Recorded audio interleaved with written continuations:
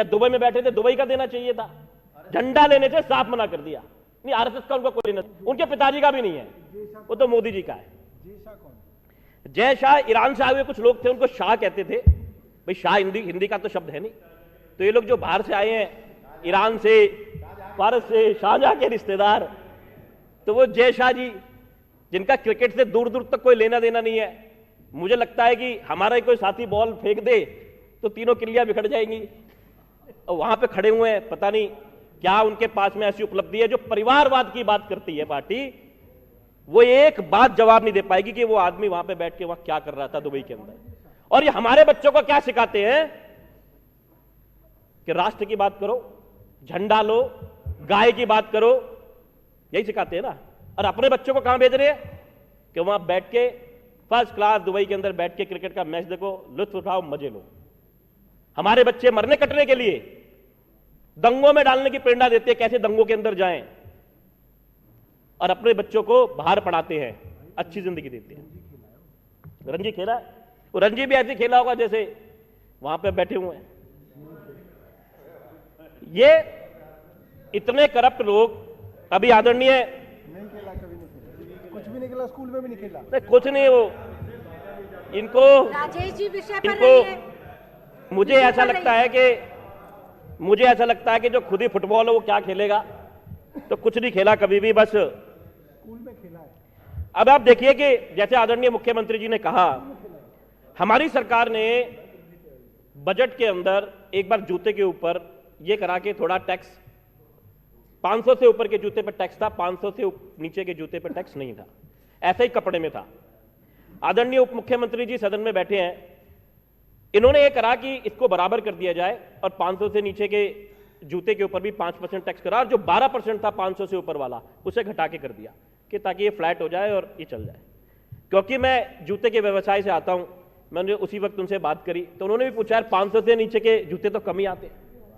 लेकिन दिल्ली की हालात ये है कि छोटे छोटे लघु उद्योग है, उस छोटे छोटे लघु उद्योग में ये हालात है कि लोग 20 रुपए की चप्पल बना के 18 रुपए की बेच रहे हैं। ये इन बीजेपी के राज में जो व्यापारियों की पार्टी बताते हैं अपने आप को, 20 रुपए की चप्पल बनाते हैं और अपने बच्चे के दूध के लिए, दही के लिए, अपने बच्चे के जीवन यापन के लिए कि कैसे उसको देख लें, जो प्राइवेट स्कूल में भेजते हैं, वो 20 की चप्पल 18 में बेचनी पड़ती है उस कैश के लिए। सुबह सुबह, मतलब शाम को यहां पर इन्होंने बजट पेश करा, सुबह तक बहुत सारे लोगों ने आदरणीय मुख्यमंत्री जी से बात करी, ज्ञापन दिए, और अर्ली मॉर्निंग 9:30 बजे, ब्रेकफास्ट से पहले ब्रेकफास्ट भी नहीं किया था, मुझे आज भी याद है, इन्होंने पूरा का पूरा ही जीरो कर दिया, 500 से ऊपर वाला भी जीरो और 500 से नीचे वाला भी जीरो। कौन सी सरकार है जो व्यापारियों के साथ खड़ी है? वो सरकार जिसने, जिन सुनारों ने, ज्वेलर्स ने उनका साथ दिया, उनके ऊपर टैक्स लगा दिया। मिलने के लिए 1 मिनट मांगते रहे, 1 मिनट दे दो मिलने के लिए। दिवंगत जेटली साहब थे, भगवान उनकी आत्मा को शांति दे, बहुत अच्छे थे, 1 मिनट का टाइम नहीं दिया मिलने के लिए उन सुनारों को। और यहां पर जो चले गए हमारे यहाँ संस्कार है, उन्हें अच्छा कह देते हैं। लेकिन देखिए कि हमारी सरकार जो व्यापारियों के साथ पिछले 8 सालों से कोई टैक्स बढ़ा नहीं रही, कोई रेड नहीं डालती। इन दिवाली के ऊपर ये हालात होते थे व्यापारियों के कि एक अधिकारियों को कहा जाता कि जाओ इतना बजट लेके आओ, इतना पैसा लेके आओ, आज कोई छापा नहीं पड़ता, एक छापा नहीं पड़ता आज। तो कौन सी सरकार है जो व्यापारी के साथ खड़ी है? वो जो टैक्स नहीं बढ़ाती, वो जो छापे नहीं मारती, या दूसरी वो सरकार जो नोटबंदी के नाम पे, जीएसटी के नाम पे, पेट्रोल के नाम पे, डीजल के नाम पे करप्शन कर रही है, पैसे निकाल रही है। हमारी माताओं बहनों के हाथ से भी पैसे निकाल लिए, जो 100 रुपए करके उन्होंने इकट्ठे करे थे कि कभी किसी खराब वक्त में काम आ जाए। मैं आज जो मुख्यमंत्री जी ने बात रखी है, उस बात का पूरा समर्थन करता हूं। जो बात उन्होंने कही कि जितनी महंगाई बढ़ रही है, वो मोदी जी खुद अपने दोस्तवाद के अंदर आके, अपने दोस्तों का साथ देके उस महंगाई को बढ़ा रहे हैं और आम आदमी के जीने को, जिंदगी हराम कर रहे हैं। जबकि आम आदमी पार्टी फ्री शिक्षा के नाम पे, चिकित्सा के नाम पे, सुरक्षा के नाम पे लोगों की कुछ ना कुछ मदद कर रही है, उनको खुश रखने की कोशिश कर रही है। आपने मुझे बोलने का मौका दिया, आपका बहुत बहुत धन्यवाद। दुर्गेश जी, बहुत बहुत धन्यवाद अध्यक्ष महोदया। आज मैं देश के सामने 1400 करोड़ रुपए के सोमनाथ एक जी, बहुत बड़े घोटाले का खुलासा करने जा रहा हूं। ये घोटाला हमारे राष्ट्रपिता महात्मा गांधी के नाम पे हुआ। ये घोटाला उनके प्रतीक चिन्ह खादी के नाम पे हुआ और बड़े दुख और शर्म के साथ ये कह रहा हूं कि ये घोटाला किसी और ने नहीं बल्कि दिल्ली के उपराज्यपाल महोदय विनय कुमार सक्सेना जी ने किया, जब वो खादी के चेयरमैन थे।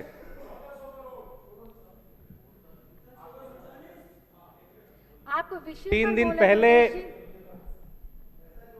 3 दिन पहले मेरे पास एक फाइल आई।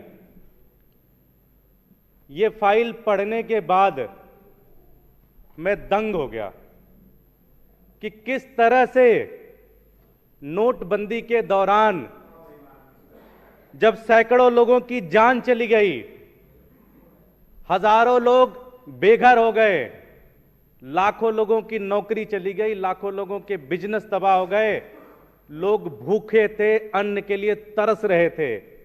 उस समय हमारे एलजी साहब 1400 करोड़ के भ्रष्टाचार में लिप्त थे। जब लोग अपने पड़ोसी के घरों में जा जाके कह रहे थे जी कि खाना नहीं है, जब पूरा देश निकल गया था, राशन की बोरियां बांट रहा था एक एक घर में जाके, उस समय विनय कुमार सक्सेना जी 1400 करोड़ रुपए का घोटाला कर रहे थे इस देश के अंदर। यह घोटाला बहुत शानदार तरीके से चल रहा था, पता भी नहीं चलता किसी को कि ऐसा कोई घोटाला भी चल रहा है। लेकिन मैं इस सदन के माध्यम से उन 2 कैशियर संजीव कुमार जी और प्रदीप यादव का बहुत बहुत धन्यवाद देता हूं, सलाम करता हूं, जिन्होंने अपने जान पर खेलकर, जिन्होंने अपनी जान की बाजी लगा दी कि यह घोटाला किसी भी तरह से देश के सामने आना चाहिए। जांच हुई। आज मैं उनका स्टेटमेंट, जो जांच के दौरान उन्होंने स्टेटमेंट दिया, मैं आपके सामने वो स्टेटमेंट पढ़ना चाहता हूं। संजीव कुमार जी, जो कि खादी ग्रामोद्योग के जो बिक्री केंद्र है उसके हेड कैशियर थे, उनका स्टेटमेंट मैं पढ़ने जा रहा हूं। यह मामला 8 तारीख को, जब 8 नवंबर को प्रधानमंत्री मोदी जी ने देश के अंदर जो पुराने नोट थे 500 और 1000 नोट के जब बंद कर दिए, उसके बाद 8 तारीख के बाद जो पुराने करप्ट, जो एक तरीके से ब्लैक मनी थी, जो उसको वाइट करने का जो सिलसिला खादी ग्रामोद्योग के अंदर चला, उसके बारे में है पूरी तरह से। हेड कैशियर संजीव कुमार जी अपने स्टेटमेंट में कहते हैं कि मैंने 500 और 1000 रुपए का पुराना नोट भवन प्रबंधक के कहने पर स्वीकार किया। अगर बैंक नोट ले रहा है तो जमा कराएं, ये चेयरमैन जी का आदेश है। चेयरमैन कौन थे? विनय कुमार सक्सेना साहब। चेयरमैन कौन थे? आगे फिर कहते हैं, मैंने प्रबंधक महोदय को मना किया। प्रबंधक महोदय ने मुझसे कहा कि ऊपर से चेयरमैन साहब का दबाव है, अगर नहीं किया तो चेयरमैन साहब नाराज हो जाएंगे। अतः इस बात में मैं काफी डर गया, क्योंकि नोटबंदी से 5 दिन पहले ही चेयरमैन साहब ने भवन के 2 स्टाफ का ट्रांसफर गोवा और जयपुर कर दिया। अतः मैंने मजबूरी में यह काम किया, जिसकी जानकारी भवन के अधिकतर स्टाफ को पहले से थी। इस कार्य के लिए प्रतिदिन प्रबंधक बिक्री कक्ष में अजय गुप्ता जी मुझे भवन प्रबंधक कक्ष में बुलाते, पुराने 500 और 1000 के नोट बदलने के लिए देते और कहते कि आप प्रतिदिन अजय गुप्ता जी को नोट बदल के दे दिया करो। जो भी मैंने अनुचित कार्य किया वो प्रबंधक श्री ए.के. गर्ग के दबाव में किया और इसकी पूरी जिम्मेदारी ए.के. गर्ग जी की है। मैं ये शपथ पूर्वक कहता हूं कि इसमें मेरा कोई दोष नहीं है। मैं बड़े दुखी मन से बैंक में कैश जमा कराता था और मेरे करीब 7 दिन के अवकाश के बाद दूसरे जो प्रदीप यादव एलडीसी को मेरी अनुपस्थिति में हेड कैशियर के रूप में काम करते थे। सही बात तो यह है कि मैं अपने ट्रांसफर से बहुत डर गया था। यह कार्य इसलिए किया क्योंकि कुछ दिन पहले भवन के स्टाफ की मृत्यु दिल्ली से बाहर जाने पे हो गई थी। मेरा इसमें कोई दोष नहीं है, पूरा दोष भवन प्रबंधक और अजय गुप्ता जी का है। भवन प्रबंधक जो है AK गर्ग साहब है, गुप्ता जी जो है फ्लोर मैनेजर है। ये इनका स्टेटमेंट है। जब इन्होंने देखा किस तरह का भ्रष्टाचार चल रहा है, इन्होंने छुट्टी ले ली। छुट्टी लेने के बाद इनके जूनियर प्रदीप कुमार यादव जी थे, उनको बनाया गया हेड कैशियर। उन्होंने क्या कहा आप सुनिए। नोटबंदी 8 तारीख को हो गई। 9/11/2016 के बाद हमने ग्राहक से कोई पुराने नोट नहीं लिए। जो भी नोट जमा हुए काउंटर कैशियर द्वारा जमा किए गए, नए नोट हेड कैशियर के पास जाते थे। इसके बाद वह नोट श्री AK गर्ग साहब के आदेशानुसार, AK गर्ग कौन है? प्रबंधक साहब, एक मिनट। AK गर्ग साहब के आदेशानुसार अजय कुमार गुप्ता जो फ्लोर मैनेजर थे, उनके हेड कैबिन में मुझे बुलाया जाता था, वहां नोट बदला जाता था और नोट बदल के पुराने नोट मुझे दिए जाते थे और कहते थे बदल के इसमें लेके आ जाना। उसके बाद नोट को कैशियर बैंक में जमा कराते थे। श्रीमान प्रबंधक AK गर्ग ने हेड कैश पर काम करने के एक दिन पहले शाम को अपने कैबिन में बुलाकर हमें नोट बदलने के लिए कहा। हमने कहा सर इससे परेशानी ना हो जाए, तो उन्होंने कहा कि ये चेयरमैन साहब का है। किसका है? चेयरमैन साहब। चेयरमैन साहब कौन है? जो अभी LGN है, विनय कुमार सक्सेना जी। बोले वो उनका है, चिंता की कोई बात नहीं, हम हैं, सब कुछ देख लेंगे। और साथ में उन्होंने ये भी कहा ये कार्य कैशियर को प्रेशर देके कराया गया। गर्ग साहब ने ये भी कहा ये पहले से भी हो रहा है और बहुत सारी जगहों पे भी हो रहा है, बहुत सारी जगहों पे हो रहा है। इसमें चिंता करने की कोई बात नहीं है। अगर नहीं, जैसा कह रहे हैं वैसा कर लो, अगर नहीं करोगे तो फिर। ये दोनों कैशियर का स्टेटमेंट है। एक ब्रांच के ये दोनों कैशियर हैं और इन्होंने बताया कि नोटबंदी के बाद हमारे ब्रांच से लगभग 22 लाख रुपए हेर फेर की गई। पुराने नोट को बदलकर नए नोट बदले गए और इस तरह से पूरे देश में लगभग 7,000 ब्रांचेज हैं खादी ग्रामोद्योग की। अगर आप इसको कैलकुलेट करोगे तो 1400 करोड़ से ज्यादा का भ्रष्टाचार है ये। साथियों,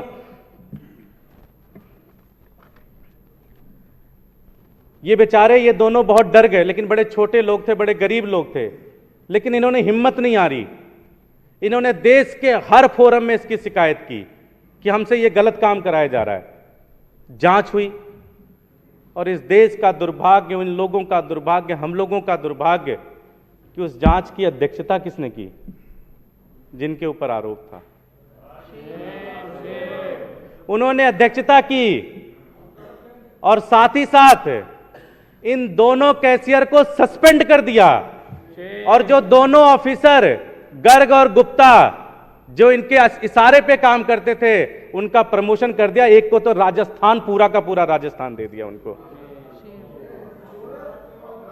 ये 1400 करोड़ रुपए का घोटाला किया गया। सारा का सारा मामला लीपापोती कर दी गई।